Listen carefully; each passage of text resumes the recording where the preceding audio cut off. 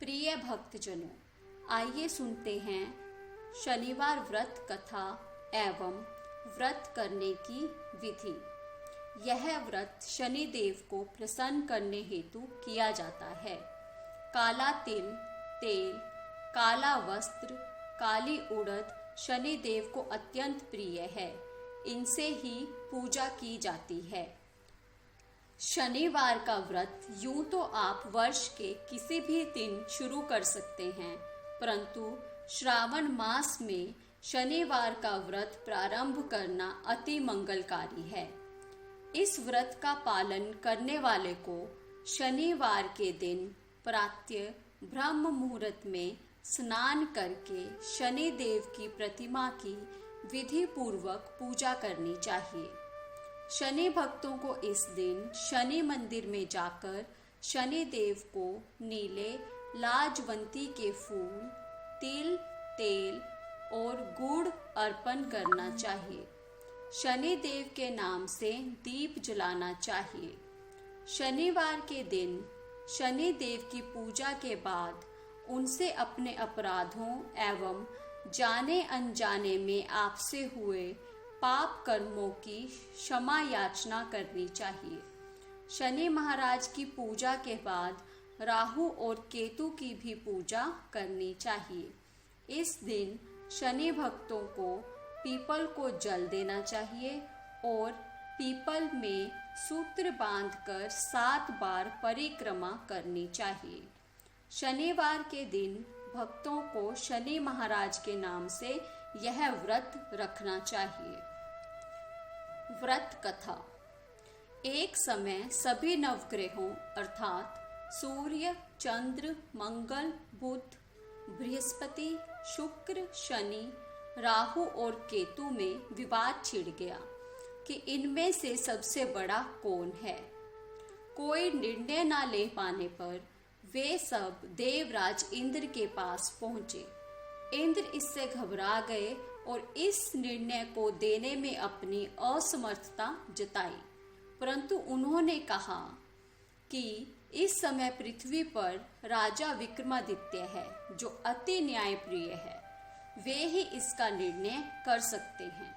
सभी ग्रह एक साथ राजा विक्रमादित्य के पास पहुंचे और अपना विवाद बताया, साथ ही निर्णय लेने के लिए भी कहा। राजा इस समस्या से अति चिंतित हो उठे, क्योंकि वे जानते थे कि जिस किसी को भी छोटा बताया वही कुपित हो उठेगा। तब राजा को एक उपाय सूझा। उन्होंने सुवर्ण, रजत, कांस्य, पीतल, सीसा, रांगा, जस्ता, अभ्रक और लोहों से बने 9 सिंहासन बनवाए और उन्हें इसी क्रम में रख दिया। फिर उन सबसे निवेदन किया कि आप सभी अपने अपने सिंहासन पर स्थान ग्रहण करें। जो अंतिम में बैठेगा वही सबसे छोटा होगा। इस अनुसार लोह सिंहासन सबसे बाद में होने के कारण शनि देव सबसे बाद में बैठे। उन्होंने सोचा कि राजा ने यह जानबूझकर किया है। उन्होंने कुपित हो राजा से कहा, राजा तू मुझे नहीं जानता। सूर्य एक राशि में 1 महीना, चंद्रमा 2.25 महीना 2 दिन, मंगल 1.5 महीना, बृहस्पति 13 महीने व बुध और शुक्र 1-1 महीने विचरण करते हैं, परंतु मैं 2.5 से 7.5 साल तक रहता हूँ। बड़े बड़ों का मैंने विनाश किया है। श्री राम की 7.5 आने पर उन्हें वनवास हो गया। रावण की आने पर उसकी लंका को वानरों की सेना से परास्त होना पड़ा। अब तुम सावधान रहना। ऐसा कहकर क्रोधित होते हुए शनिदेव वहां से चले गए। अन्य देवता भी खुशी खुशी वहां से चले गए। कुछ समय बाद राजा की 7.5 आई। तब शनिदेव घोड़ों के सौदागर बनकर वहां आए। राजा ने यह समाचार सुन अपने अश्वपाल को अच्छे घोड़े खरीदने की आज्ञा दी। उसने कई अच्छे घोड़े खरीदे व एक सर्वोत्तम घोड़ा राजा को सवारी करने हेतु दिया।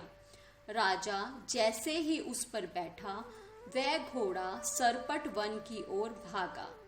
भशन वन में पहुंच वह अंतर्ध्यान हो गया और राजा भूखा प्यासा भटकता रहा। तब एक ग्वाले ने उसे पानी पिलाया। राजा ने प्रसन्न हो उसे अपनी अंगूठी दी। वह अंगूठी देकर राजा नगर को चल दिया और वहां अपना नाम उज्जैन निवासी वीका बताया। वहां एक सेठ की दुकान थी जहां से उसने जल इत्यादि पिया और कुछ देर विश्राम भी किया। भाग्यवश उस दिन सेठ की बड़ी बिक्री हुई। सेठ ने उसे खाना खाने के लिए अपने घर बुलाया।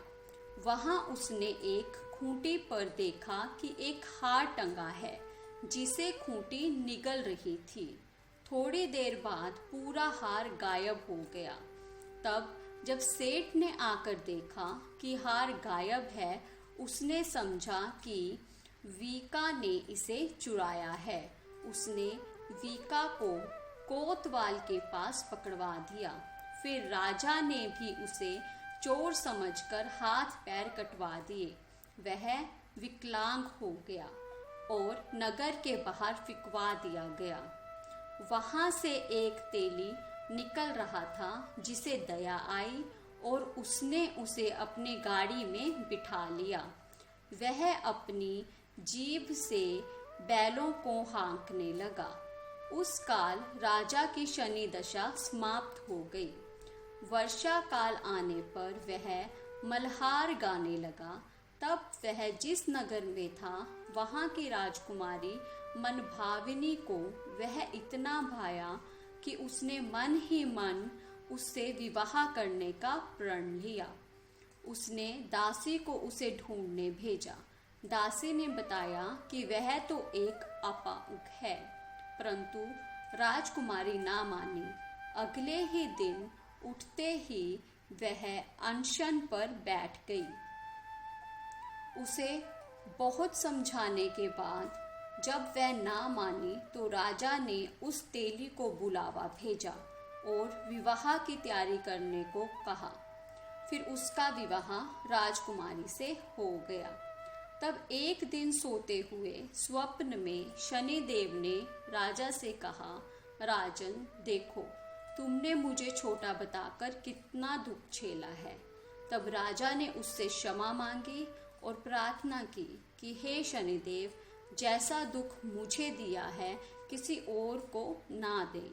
शनिदेव मान गए और कहा, जो मेरी कथा और व्रत करेगा उसे मेरी दशा में कोई दुख ना होगा।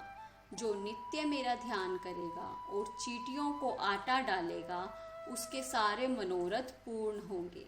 साथ ही राजा को हाथ पैर वापस दिए।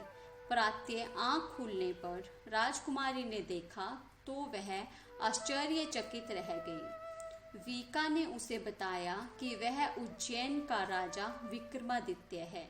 सभी अत्यंत प्रसन्न हुए। सेठ ने जब यह सुना तो वह पैरों पर गिरकर क्षमा मांगने लगा। राजा ने कहा कि वह तो शनिदेव का कोप था, इसमें किसी का कोई दोष नहीं। सेठ ने फिर भी निवेदन किया कि मुझे तभी शांति मिलेगी जब आप मेरे घर चलकर भोजन करेंगे। सेठ ने अपने घर नाना प्रकार के व्यंजनों से राजा का सत्कार किया। साथ ही सबने देखा कि जो खूंटी पर हार निगल गई थी, वही अब उसे उगल रही है। सेठ ने अनेक मोहरे देकर राजा का धन्यवाद किया और अपनी कन्या श्री कंवरी से पाणी ग्रहण का निवेदन किया। राजा ने सहर्ष स्वीकार कर लिया। कुछ समय बाद राजा अपनी दोनों रानियों मनभावनी और श्री कंवरी को साथ लेकर उज्जैन नगरी को चले गए। वहां पूर्ववासियों ने सीमा पर ही उनका स्वागत किया। सारे देश में दीपमाला हुई व सबने खुशी मनाई। राजा ने घोषणा की कि मैंने शनिदेव को सबसे छोटा बताया था, जबकि असल में वह सर्वोपरि हैं। तब से सारे राज्य में शनिदेव की पूजा और कथा नियमित होने लगी। सारी प्रजा ने बहुत समय खुशी और आनंद के साथ बिताया।